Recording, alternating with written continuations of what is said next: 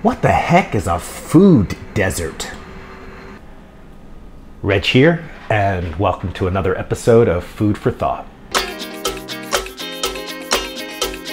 This is a world premiere. This is a world premiere. I've been through a whole lot, trial, tribulation, but I know.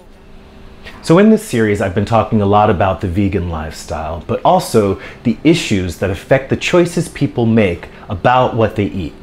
And one of those issues is something called the food desert. And in this video, I'm going to explain a little bit about what that is.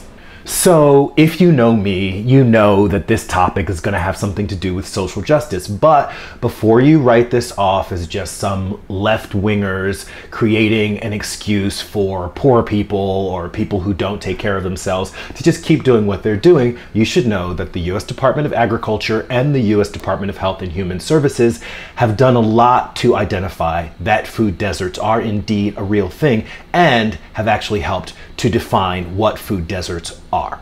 So, according to the USDA, a food desert is an urban neighborhood or a rural town without ready access to fresh, healthy, and affordable foods. And according to USDA research, there are over 23 million people in America living in food deserts. To qualify as a food desert, a community has to be A, low income, and B, low access. Low income, that means that 20% of the people living in that area are living at or below the poverty line, or that the median income is 80% or less than that of the surrounding area. Now, access is based on the distance you live from the nearest supermarket or large grocery store. If you live in a city, low access is considered living a mile or greater from the nearest supermarket or large grocery store. If you live in a rural area, low access is considered living 10 miles or greater from the nearest supermarket or large grocery store. Obviously, there are some assumptions being made in these distinctions. It assumes that this person doesn't have restricted mobility for either being differently abled or that the person for some reason is just homebound. It assumes this person's schedule permits them to make regular runs to the supermarket because they're not working extra jobs at minimum wage just to be able to pay their rent, or that there may be some other barriers to their making regular runs to a grocery store. Now, once they get to the supermarket, it assumes they have the information to select the best food that will provide optimal nutrition for themselves and their families. Finally, it assumes that a person just has the space to store all that food, especially if they want the economic advantage of buying in bulk. Individuals that don't match those assumptions may be experiencing a greater lack of access than people at the same economic level who do match those assumptions.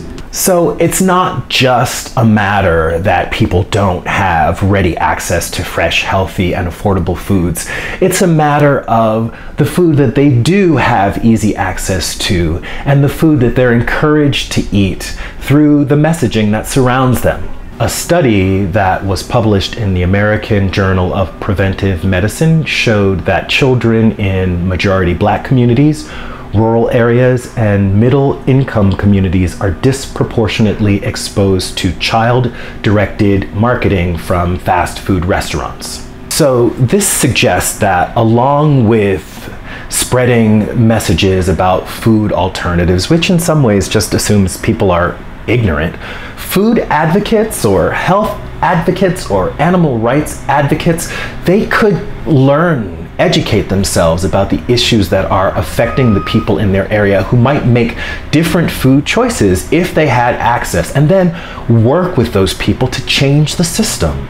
This is how a conversation about veganism might turn into a conversation about race, class, gender, ableism, ageism, or any other issue that might at first glance seem unrelated. So it's up to advocates to be open, to be flexible, to collaborate, to have an understanding of intersectionality and a range of issues that might be affecting people that they're trying to and perhaps failing to reach. Thanks for checking out this video. Like it if you like it, and of course, subscribe. This is Reg signing off. Love yourself. Peace.